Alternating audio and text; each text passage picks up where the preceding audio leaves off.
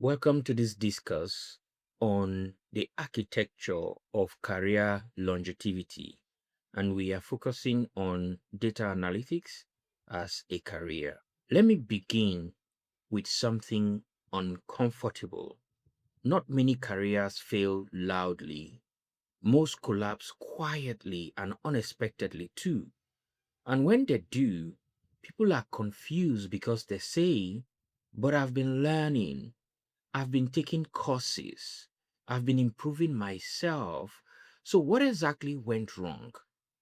Now, it is not that they were not learning, it is that what they were learning or what they were building had no structure. They were basically learning without a structure. Now, look closely at this slide. Don't just see the design, understand it. This is not just architecture. This is a metaphor for your career. You can see through things clearly. A foundation below, solid but hidden, and a structure above, visible, impressive, and easy to show. Here is where it becomes interesting. Most people focus their entire life on what is visible, the tools they use, the certificate they got, the dashboard they built. That is the top layer. But the real strength of anything is not what people see, it is what is carrying it. And that part is usually invisible. Two people can have the same portfolio, the same tools, and the same certifications, but when pressure comes, when the job changes, when the tools updates, when the business problems becomes unclear, one person definitely will stand out while the other collapse. Why? Because one has structure and the other only has surface. And this is the mistake the industry is quietly encouraging. We are told to move fast, to learn quickly, and to keep up. Every day there are new tools, new trends, new things to chase, but nobody stops to ask, what exactly are you building underneath all of this? So people spend years reacting, chasing trends, chasing tools, chasing relevance, but never actually building stability. And that is why, even after learning so much, they still feel uncertain, still feel replaceable, and still feel like they are one trend away from becoming irrelevant, right? So today, we pause and step out of the noise of the trend because this is not just another class about what tool should you learn next. This is deeper than that. This is about understanding how to build something that does not collapse when the environment changes. Because at the end of the day, this is not about speed. It has never been about speed. It's about longevity. So there is a quiet exhaustion in the industry right now. And if you are honest, you felt it before. Not the exhaustion that comes from working hard, but the one that comes from the feeling like no matter how much you learn, you are always behind, right? Now, let's look at this practically. You spend months learning something, and just when you are getting comfortable, a new tool comes out, a new requirement appears, and a new must learn trend starts flying around. Suddenly, what you just learned begins to feel insufficient. So you must move again and again and again. Now, look at what is happening here. Yesterday's framework is abandoned. Today's tool is mastered in a rush. And tomorrow's trend is already waiting. Ha, this is not growth. This is a cycle. And the dangerous thing about this cycle is that it gives you the feeling of progress without actually giving you progress. Let me tell you a story, a real story. I once worked with a young analyst who was very smart and very dedicated. In 1 year, she learned Excel, Power BI, and Python. On paper, that looks impressive.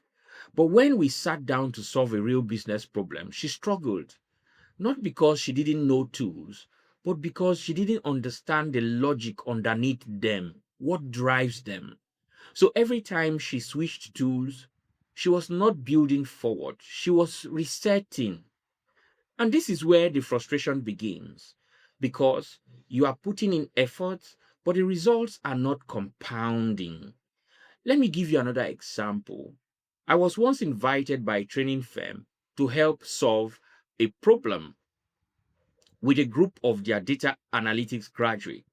They had just completed their training, but many of them were complaining that they did not truly understand what they had learned. And this is more common than people will admit. They had memorized the formulas, the syntaxes, and queries, but their major question was simple and honest. How do we actually apply this in real situations, in real businesses, in solving problems? That was their confusion. So my first approach was not to teach more tools. It was to conduct a needs assessment to understand where they were and more importantly, what they lacked. So over the next month, I worked closely with them and something began to change. The confusion started to clear, the confidence started to build, and the difference was not because they learned new tools. It was because they finally understood application. They began to see how problems are structured, how to think before touching a tool, and how to translate business questions into analytical steps. And once that clicked, everything they had previously learned started to make sense. Here's the insight I want you to hold on to. Improvement without structure is movement without progress. You can be busy, you can be learning, you can be improving, but if what you are improving does not connect, it does not accumulate, right? It does not accumulate. And that is why tools alone can trap you because tools change. That is their nature. They will evolve, they will update, and they will be replaced. So if your value is tied to what is constantly changing, then your career will constantly feel unstable. And this is the hidden fatigue most people cannot explain. It is not that learning is hard, it is that you are always starting again. And no matter how strong you are, starting over repeatedly will eventually wear you down. We live in an age of compressed promises. Learn this in 30 days, master that in a few weeks, become job ready almost instantly. And if we are honest, it sounds attractive because it speaks to urgency, it speaks to pressure, and it speaks to that quiet feeling of, I need to catch up quickly. But let's slow this down for a moment and ask more important questions. What exactly are you mastering in 30 days? Is it the tool or the thinking behind the tool? Because those two are not the same, they are indeed different. And this is where something deeper is happening in the industry that we need to, or we really need to talk about. While courses have become more rampant than ever, we are now experiencing something else, learner apathy. People are buying courses, but they are not completing them.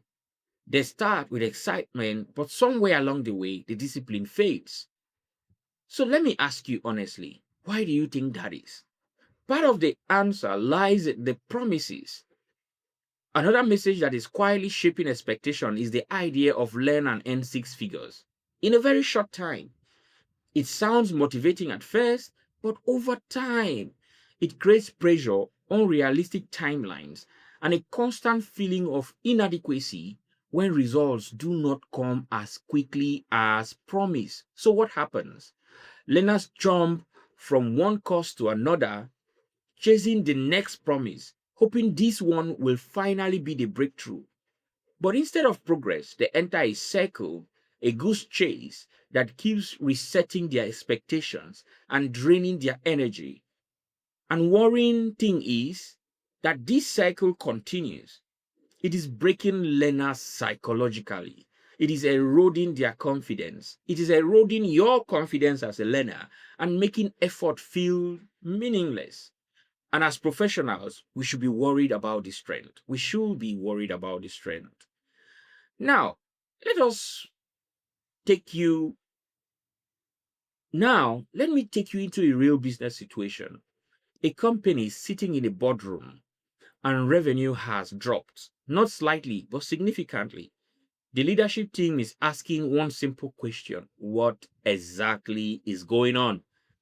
Now, the analyst opens the dashboard and everything looks good. The charts are clean, the visuals are polished, and the numbers are clearly displayed. But after 10 minutes, there is silence because even though the data is visible, the meaning is missing. No one can confidently say whether it is customer churn, whether it's pricing issue, whether it's a regional problem, or even seasonality. And that moment, that uncomfortable silence is where shortcuts get exposed because tools can display information, no doubt, but they cannot explain reality. Explanation comes from something deeper. It comes from understanding how data behaves, understanding how businesses work, and understanding how to ask the right questions. And those things do not happen in 30 days, except, of course, that was your focus, right?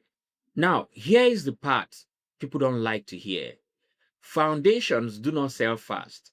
They are not exciting. They are not trendy, right? And they are not packaged as quick wins. They are quiet, they are slow, and sometimes they even feel frustrating because you don't immediately see the reward. But here's the trade off: what is built slowly lasts deeply, or I will say even longer. And what is rushed may give you confidence but not competence. Now, let's do something different. Let's stop talking generally and bring this down to you. Because at this point, the real question is not what have you learned? The real question is what kind of professional are you becoming? So, look at this slide carefully. We are not dividing people by intelligence or by effort. We are dividing by structure. On one side is the tool chaser, and on the other side is the foundation builder. And at first glance, they can look very similar. They both attend classes, they both build projects, they both seem active, but over time, the difference becomes very obvious. Let's make it real now. Two people enter the data space at the same time. The first person focuses on tools, and every few months, there's a shift. New software, new course, new direction. So their growth looks like movement, but it is scattered, it's not directed. Now, the second person takes a slower path, slower, underline slower path, focusing on understanding data, understanding business problems, and understanding how to think through questions. So their progress feels slower at the beginning, but it is structured. Now, fast forward 2 years. The first person has learned many tools, but still asks, which skill should I learn next? The second person may not even talk about tools as much, but step into different roles, different industries, different problems, and still deliver value, right? Because they they made themselves the tools, they made themselves the value, right? Now, let's connect this back to this slide. One builds for months because every new tool resets their journey, while the other builds for decades because everything they learn connects. One is confined to software, meaning if you remove the tool now, you remove their confidence. Say you are competent in Excel, for instance, and you go for an interview, and the organization say, "Oh no, we don't use Excel." Right. So you've removed the tool, you've broken their confidence, while the other moves across industry because their thinking is transferable. Okay. So one is driven by noise. That is what is trending. Ooh, the hype. What is popular? What is urgent? While the other is driven by depth. What is fundamental? What is lasting and what compounds? What compounds? What adds? Right? And then change comes because it always does. Change is the only constant thing, right? New systems, new expectations, new environment. And this is where everything becomes clear. One becomes overwhelmed because their knowledge was tied to a specific tool, while the other adapts, not because they know more tools, but because What they know can travel. It moves with them. It adjusts with them. And it grows with them. And that is what we call career resilience. Now, let's go even deeper. Because up to this point, we have been talking about structures. But what exactly is that structure? This slide explains it in the simplest way possible. Think about a car. Above is the dashboard, beautiful, visible, and impressive. It is everything you can see, the screen, the controls, the design. That is what people interact with. But below is the engine, silent, invisible, and essential. You don't see it, you don't show it off, but it's doing all the work. Let's bring this into your career. The dashboard is your tool, like Excel, Power BI, Python, SQL. That is what people see on your CV, right? And that's what you showcase in your portfolio. But the engine is your thinking. The engine is what? Your thinking. How you break down problems, how you structure data, how you interpret results, and how you connect insights to decisions. Here is where many professionals get stuck. They spend all their time upgrading the dashboards, new tool, new interface, new certifications, and it feels like progress because something is changing, but underneath the engine is weak. So when real problems begins or when real work begins, when the question becomes unclear, when the data is messy, and when business problems becomes complex, nothing moves. And that is a painful realization because from the outside, everything looked powerful. But when pressure is applied, it cannot carry the weight. It can't carry the weight, right? So let me give you a real scenario here. Two analysts are given the same task. The task is analyze why customer retention is dropping. They first open the tool immediately. They start building charts, right? You have the data now. You start building charts and tries to see the answer. Now, the second one pauses and asks, what defines business retention or even defines retention in the first place in this business, right? We are trying to solve why customer retention is dropping. So what is retention and how do we define retention in this business? What factor will influence retention? So if we understand retention now and we understand the factors that will influence retention, then the next will be what data do we actually have? What data do we have now? And what transformations can we make of that data that we have now? So you see, one is using the dashboard, the other is using the engine, right? And in the end, only one produces insights, right? Only one produces insights. Because just as I was teaching in a physical class, I told them many analysts stop at analysis. Right, that's the truth. Many analysts stop at analysis. They put in the data they have together just to generate reports. But what about insights? In fact, many still stop at the insights, right? So there is after insight, there's decision making that is followed by action, acting on decisions, and then results, right? I hope we get that. So when you look at your growth, don't just ask, what new tool have I learned? Ask a harder question. Is my engine getting stronger? Or am I just repainting the dashboard, right? Am I doing a physical renovation? Basically, like, think of it like a house. Let's say a house now. Are you painting outside, doing external renovation, and internally the building is in a mess or it's a mess, right? You get it? Now we go deeper because everything we have said so far leads to this question. If you remove the tool, what is left? Let's actually do that mentally. Take away Excel, take away Power BI, and take away Python. Remove the dashboard, remove the interface, remove everything that is visible. What remains? What remains are problem solving, critical thinking, statistical reasoning, logical structure, and communication. Now, pause here. Let's pause here. Because many people overlook this moment. Many people overlook this moment. So calm down. Let us think, right?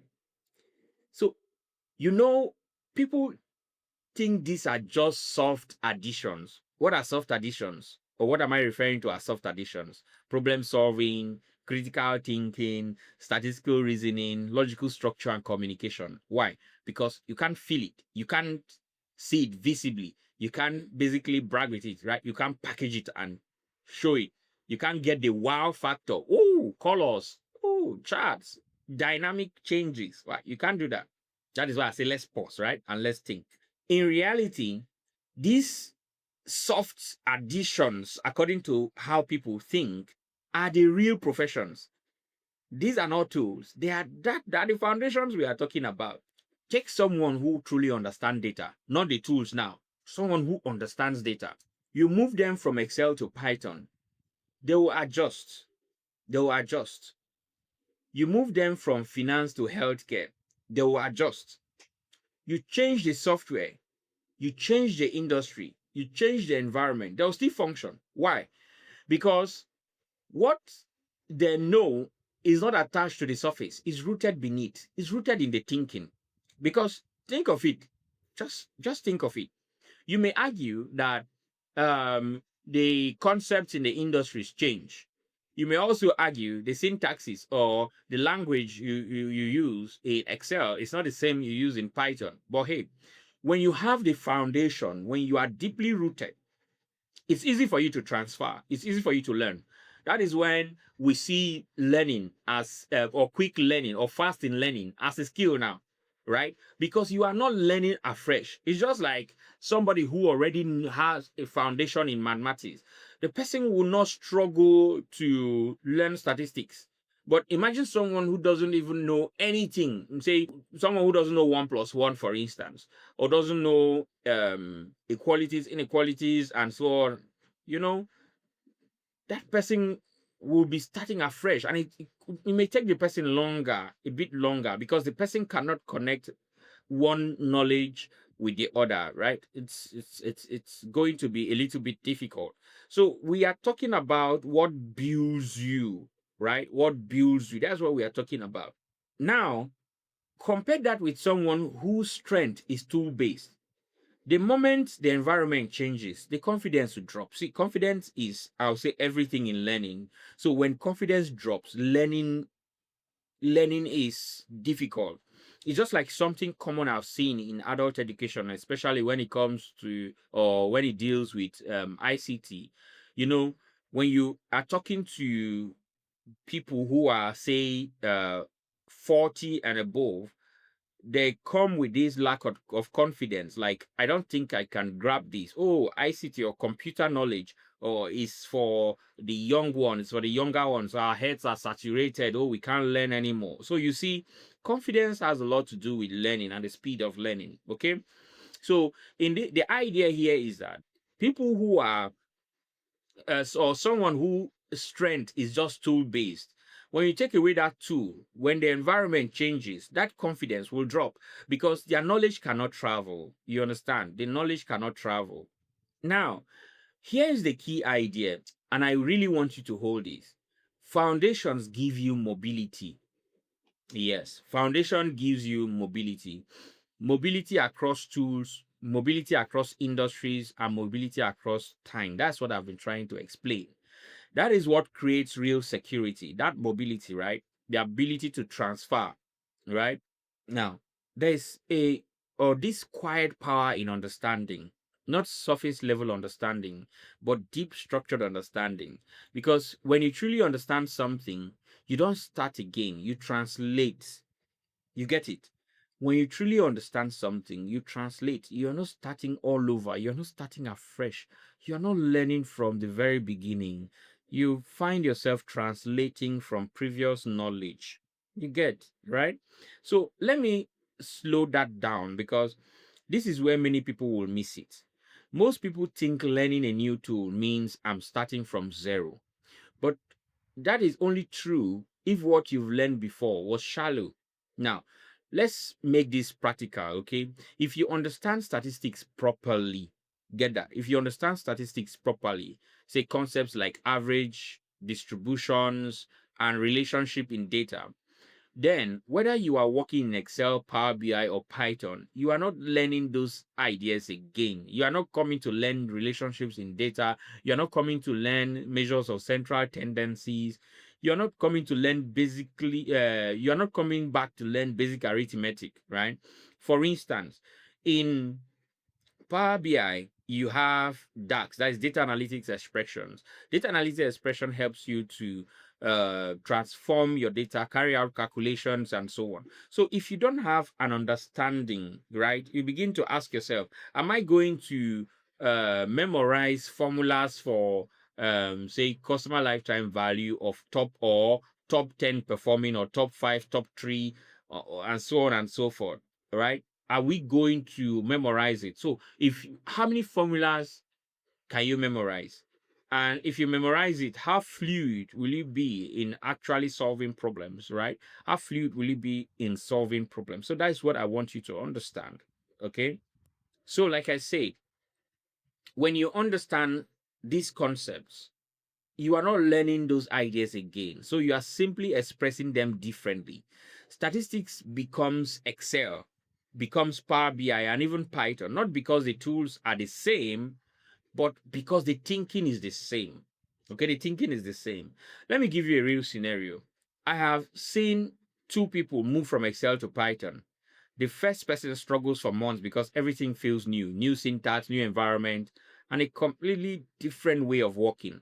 The second person adjusts much faster, not because Python is easy, but because they are not trying to learn Python from scratch. They are translating what they already understand. The logic is already there, the thinking is already built, and they are just changing the language. Now, these most recently, I was teaching my students Postgres, that is SQL in Postgres, and you could see slight differences, right?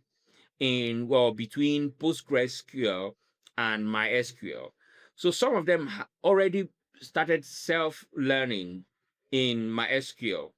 You could see those who focus on importing data directly, that is using a GUI, importing data directly by clicking import and so on, found it quite difficult to import using queries in PostgreSQL. But those who understood how to create table, they already understood how to write the queries to create table. They understood the structure that if I must create table, these are the queries I must write, and so on. So it depends on the table structure, it depends on the data type needed. So all I need to do is to basically write the columns that I need to be represented, followed by the data type, and so on and so forth. So it was easier for those set of people, for the second set of people, to transfer the knowledge they had to to Postgres. So that is what the picture I'm trying to paint here.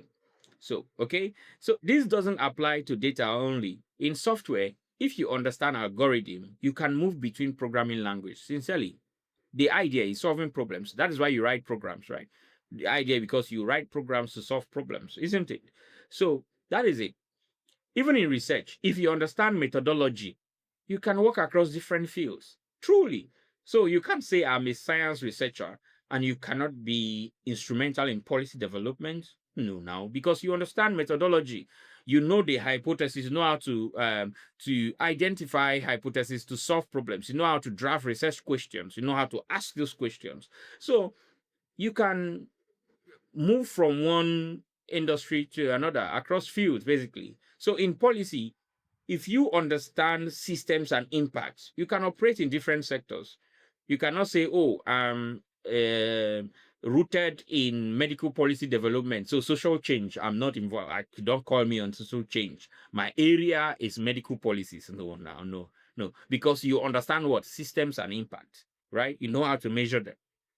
Okay, so the pattern repeats everywhere. So foundation stays constant and tools becomes interchangeable, right? And that is the advantage most people are missing, because instead of building understanding, they keep collecting tools. So every new tool feels like a new beginning. But for the professional who has built depth, there's no reset to that. There is only evolution. You only increase. So you move, you adapt, and you grow without starting over. That's the point. You grow without starting over. And that's the power of true understanding, because new experience, new knowledge is built on previous experience and previous knowledge. That is not science. That's something that has been proven. That, I mean, is not rocket science. Basically, it's something that has been proven. It's something that we know. So sometimes we just feel like we don't know it, but it's something we truly know. Okay, that is why you do what? That is why you go to the primary schools, right? You start from that foundation, primary. You go to secondary. You go to college or university. You go to university. That's why that foundation is necessary. Now think of it. You didn't do primary. No, you didn't have that foundation. You did not have a secondary. You just went straight to the university. You'll be in class, like you'll be like, "Ah, what's the lecturer saying?" We had this lecturer who will tell us, if you understood basic biology, you will understand what I'm saying. So I don't have to go back to begin to teach you basic biology. Yeah, that's true. And I recall, you know, in some parts of Nigeria, I don't know how parents do this. They will take their children, say, oh, their children are intelligent. They'll do this thing they call double promotion. Oh, these children are smart, right? They do double promotion.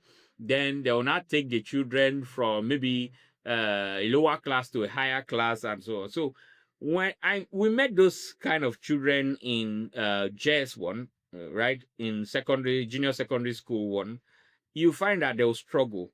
They'll struggle because they don't understand the foundation. So you can't skip that foundation. You cannot skip that foundation. And specifically, my father will say, if you fail any or show that you don't have good strength in any, he will tell you to repeat it. He will repeat that class. Why? When we were little, we didn't like that idea. We didn't like the idea. So recently he told us that, when we were happy about the things we could do, right? He now asked us, now you are happy, I made you repeat it. Right? Now I remember when I was in primary school, I enjoyed that double promotion, but my father kicked against it. So going by the double promotion thing, I should have started my JS1 at 7 years old. My dad said, no, you are not going anywhere. Go back to your classes, go back and go and study it. Don't skip it. If you skip it now, you will suffer it later. So basically just trying to point to the importance of that foundation. So that is what I'm just trying to achieve. Okay.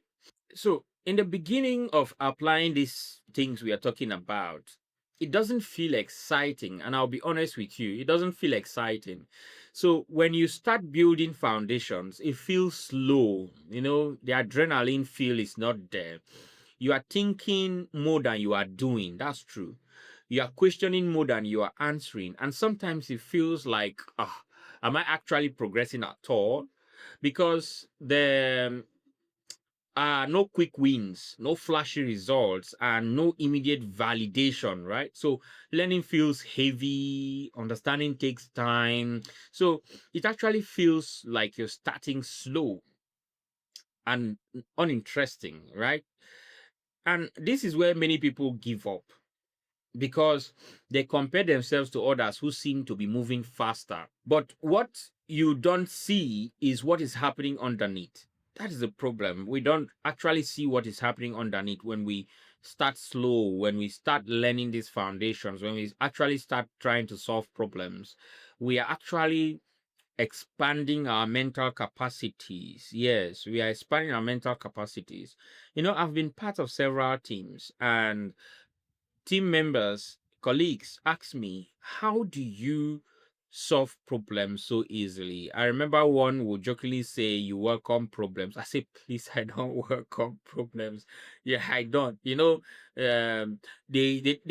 I don't shy away from solving problems, solving challenges at work, because the thing is, to progress, to progress, or to get results in the workplace, everything is a challenge. Yes, to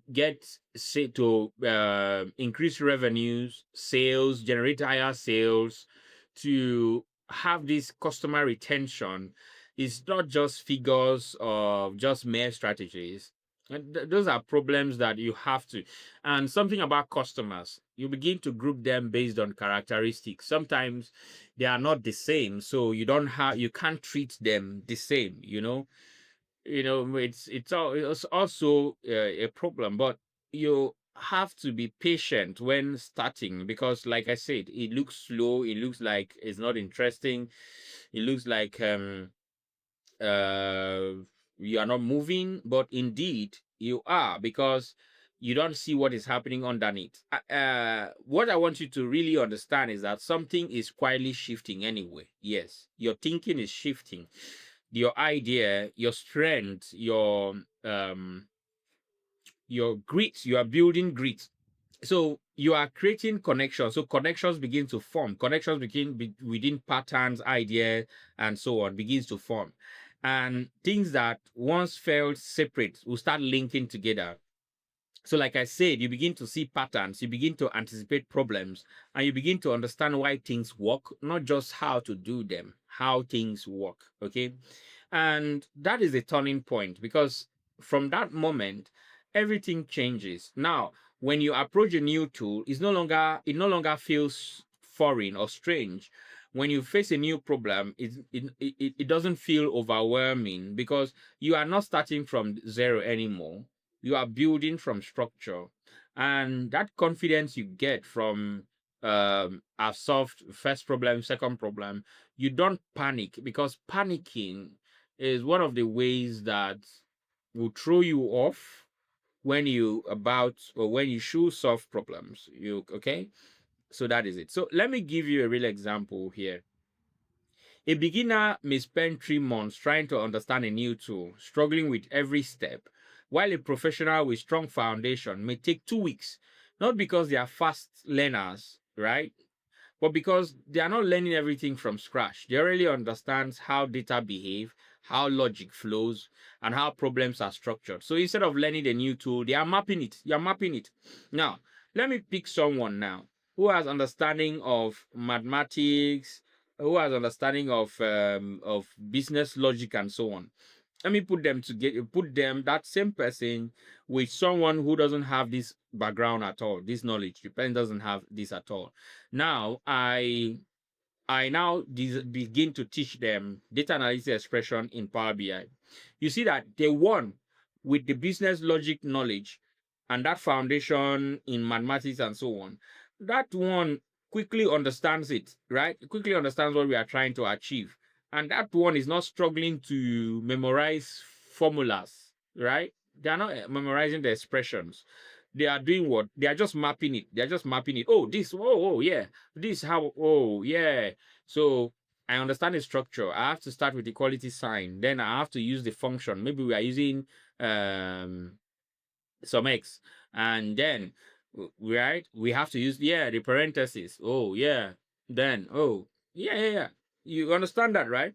But the person without that foundation will be struggling. Like, first and foremost, what are we even calculating? And okay, the interest there will be that, I don't want to forget this formula, I don't want to forget this formula, I don't want to forget this formula. Now you see, the focus is on the formula, not the problem, not the logic. That is it. And I believe you've gone through this, and I know, say, you probably have an understanding of what I'm talking about, right? The compounding effect of foundation is not to be overemphasized. It's not overemphasized here at all. So at the beginning, it is slow and sometimes even frustrating, but over time, it accelerates. That gap becomes very clear. So one person is trying to catch up while the other is moving ahead with ease. If you have these foundations, you move ahead with ease. So don't be discouraged by slow beginnings, because in this journey, speed does not come first too. Speed does not come first, structure does. And once structure is in place, speed flows naturally. Okay? Once structure is in place, speed flows naturally. Now, let's bring everything together, because up to this point, we've talked about structures, foundation, and depth. But the real question is, how do you actually build it, right? Because depth is not something you hope for, it's something you construct deliberately, it's something you construct step by step. And this slide gives you that framework. Here's a framework we have developed. Okay. So, first, you understand the problem, not the tool, not the software. Let's start with the problem first. So, what exactly is happening? That's the question you ask yourself. You are encountered with a problem. So, what exactly is happening? So, now, secondly, what decision needs to be made following what is unclear here. So now, here is where many people rush. So you don't rush it. People jump straight into tools because it feels like action, take action. But no, but activity is not the same as progress. So pause, stay with the problem, understand the problem, understand what you need to get from it. Now, one simple trick I teach my students is don't stick with the obvious, right? Don't stick with the obvious. Now, data is so friendly and so interesting in the sense that you are asked to identify why sales drop or why revenue drop. You understand? It's something you must know that revenue drop for several reasons. So the question is, now we have a problem, revenue is dropping. The question you ask yourself, why is revenue dropping? So before jumping into the data to begin to diagnose why revenue is dropping, what you do, I often compare medical science with data analysis. Like you diagnose, right? You diagnose a problem or diagnose a disease from already set aside signs and symptoms. You get the point, right? So as a doctor, you may not be able to diagnose a disease without knowing the signs and symptoms of that disease. Okay?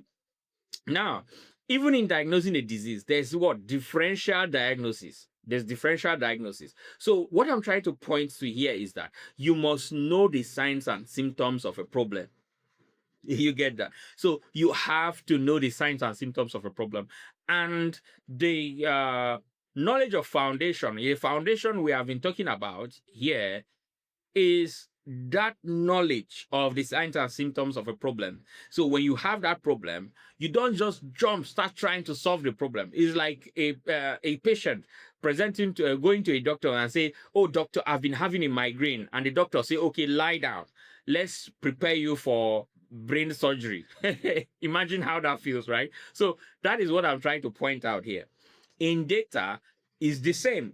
You don't diagnose a problem, you don't solve a problem by jumping into the data you have available. You first diagnose it, compare it, basically looking at what? Looking at signs and symptoms of that problem. What are the signs and symptoms of revenue drop? What are the signs and symptoms? What are the causative agents? Yes, let me put it that way. What are the causative agents of signs and symptoms, right? Now, the reason you can be treated for malaria is because medical science found out the cause of malaria. And so they understand the cause of malaria so well that they have to create medications for that pathogen, for that pathogen that causes malaria. And also, they can also tell you how to prevent malaria because they understand the vector. That's mosquito, the female Anopheles mosquito that carries the what? That carries the pathogen that causes malaria. So they can tell you how to prevent it. So you see, it's simple. You can't do away with that foundation. So you have to know and say, you have to say, oh, okay, we want to solve revenue fluctuations in our business. So now, what are the signs that we are having revenue fluctuation? What are the signs that it's indeed revenue fluctuation? Because sometimes it may not be revenue fluctuation. It may be pointing to seasonality or trends. There are situations or there are times where your sales will be high, right? Is there a pattern? Is your sales high? Are your sales higher during maybe Salah and Christmas, during festivities, right? Are they higher during holidays? And the what you call low may not be low, may just be what? A flat rate of sales, but you think is low because your product has that seasonality appeal, or when trends favor that product, the sales increase. So you see, you have to look at the signs and symptoms of revenue fluctuations. You also have to look at differential diagnosis. Let us diagnose it with other signs of revenue drop, right? Then if you understand all these issues, you now go to the data, because it's at that point that you now understand, right? It's at that point that you understand what data you even need. Okay, what data do you need to determine revenue fluctuations? What data do you need? Is it sales data? Do you have to look at sales in different regions and see that the revenue is going across, or is it just, let's say you have branches in Nigeria, in Europe, in Asia? Is it in Asia? Is a drop in Nigeria, and so on and so forth. So you have to look at all of those things before you jump into data. Okay. Now let me add some sauce to this. So a company says we are losing customers. What the beginner hears is that, what the beginner hears and think is that, let me build a dashboard. Now, from the example I gave earlier, a professional will ask, what does losing mean? When we say we are losing customers, what does that losing mean? Okay, because now that's a verb. Okay, so, and over what time period? The professional will ask, what does losing mean? Okay, what does losing mean? And over what time period have we lost these customers? And which customers are we even losing? Which customers? Because the issue of losing customer are not the same. If you are losing repeat customer, it's a bigger problem than uh, one purchase customer. That is, customers that just purchase and go. So you see the strategy now that comes, the insight that comes, and the strategy that is built from that insight is different, right? If you are losing repeat customers, then you have a different problem in your hand. If you are not having customer retention, you see, customer retention is not losing customer. You understand? So if you don't understand this, you will be rushing to say, we have lost so and so customer. No, the idea is, are you losing customer or you want customer retention? See, that's the difference. So if you have one-time purchase customers over and over, your goal will be, let us try and see, let us develop a strategy to have upsells. So let us upsell customers so that we don't have, or retain customers so that we don't have to lose them. If you are a multi-product company, you begin to see how you want to upsell, how you get customers to enter through an entry point and begin to upsell them to higher offerings, right? Okay. So if you are a one product firm, you begin to think of it like, okay, if you are losing customer, that is, are you saying that um customers should, their product should get spoiled so that they come back to purchase? So you see, it's something you have to think of. Who is the customer? Which customer are you or losing in the first place? Then the analyst again will ask, what changed recently? You see, so this is the same problem, but two people have different approach. Someone who is just tool based and doesn't have that understanding will have a different approach, and that approach may not be the right approach. But someone who has depth, right, will approach it differently. That's what I'm trying to just point out here. So now the idea I want you to take away is, most people reverse this entire process. They start with a tool and hope that understanding that tool will that is, the understanding of the logic will appear a long time as they go on, right? That is what the hope is. What I'm saying is that most people will just think that, okay, let me start with a tool and I'll get the understanding as we progress. But it doesn't work that way, because tools do not create understanding. They express it. Right? And so if the thinking is not clear, the output will not be clear. Get that? Okay? I know we have technologies these days that if you hop into a car, they sell these self-driving cars and so on. But imagine traditionally, you just hop into a car and you expect the car to begin to drive you to your destination. You see? Okay? Now, the thinking is not clear. Like I said, the output is not clear. And that is why the most important question is in your career is not which tool should I learn next. It is what problem am I trying to solve? And do I truly understand that problem?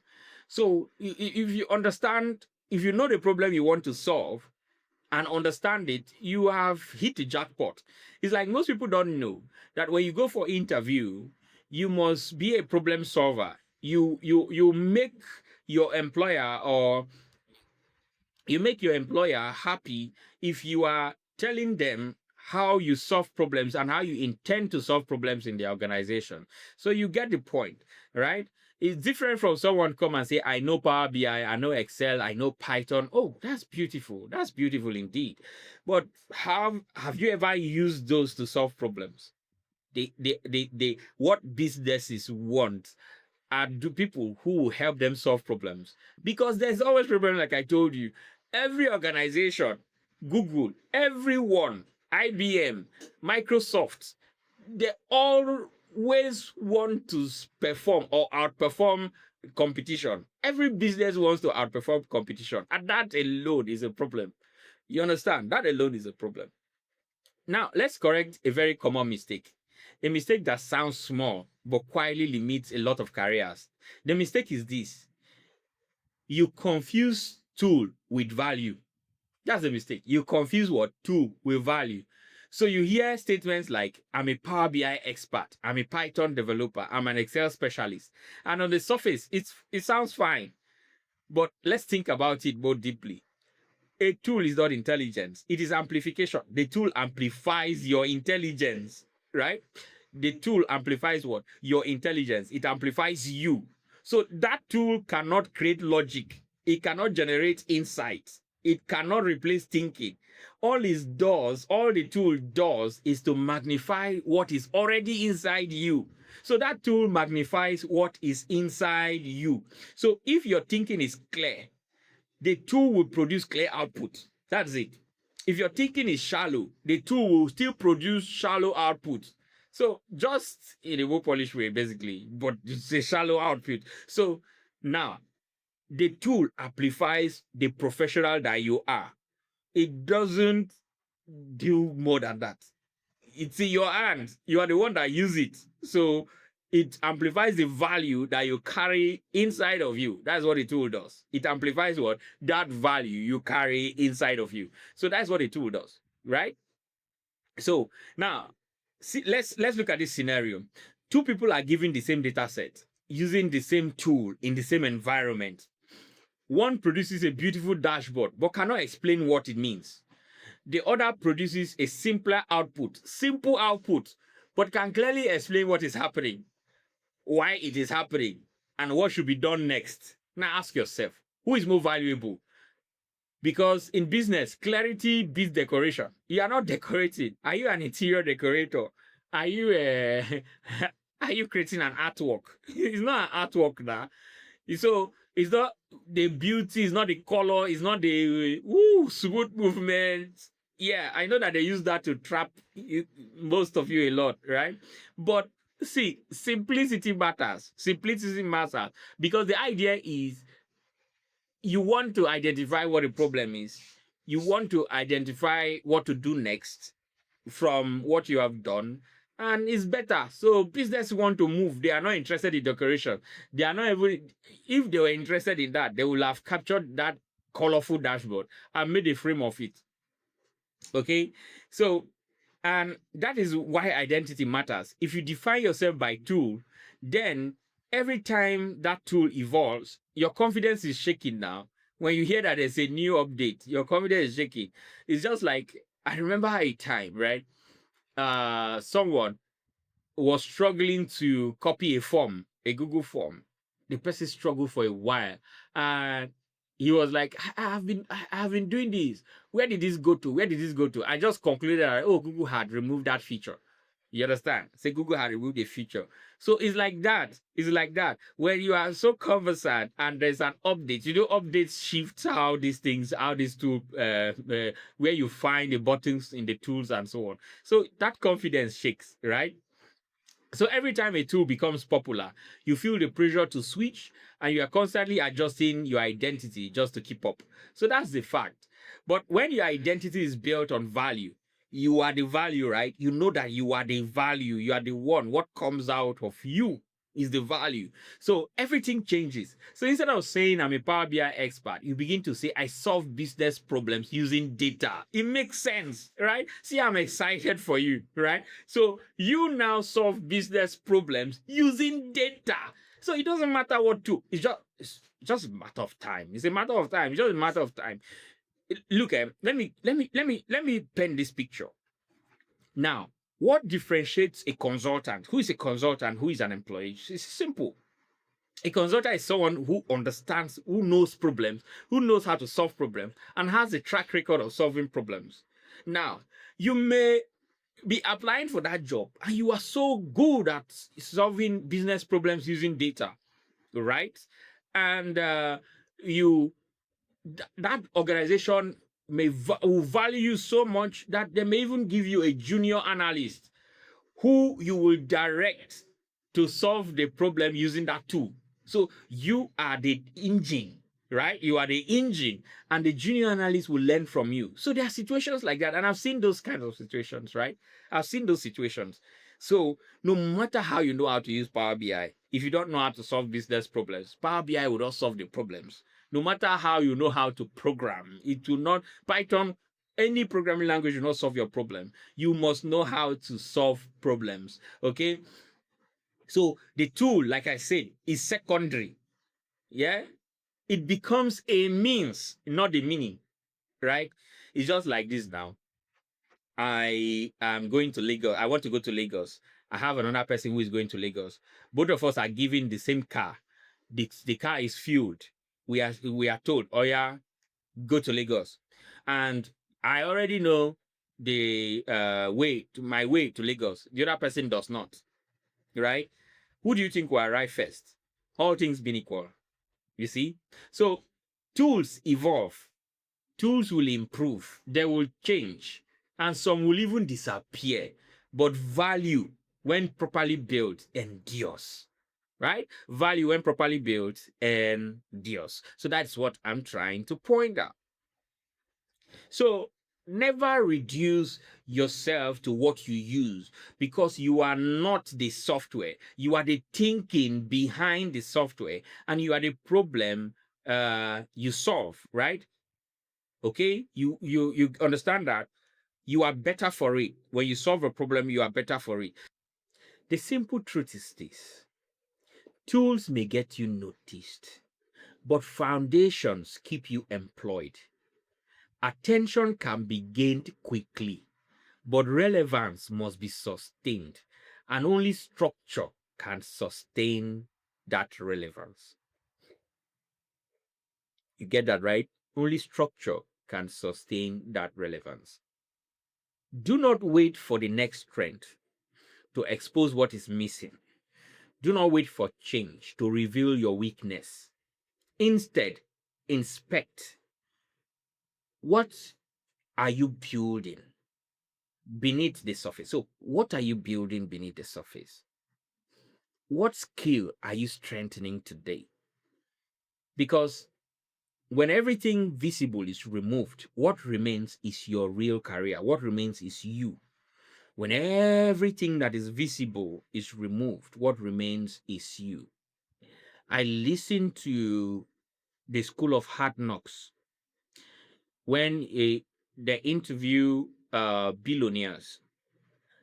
And when asked, if everything is taken away, will you be able to build wealth? The answer is yes, because as far as they are alive, they are the framework. They will use that same framework to develop or to build the wealth that they have built. So it got me thinking. It made me understand that the framework, the value is you. Is you. You. The value is you. If you focus on building you, whatever the case, you will always build, you will always come out fine. Whatever the case, you will always come out fine. And that is where the saying, if there's life, there's hope. That is where I believe it. This spoke to you, then you understand this is not about tools. It has never been. This is about structure. And once you build it, You don't chase relevance anymore. Relevance finds you. So, if you enjoy this content, subscribe to our YouTube channel, click on the notification button for more content like this. See you next time.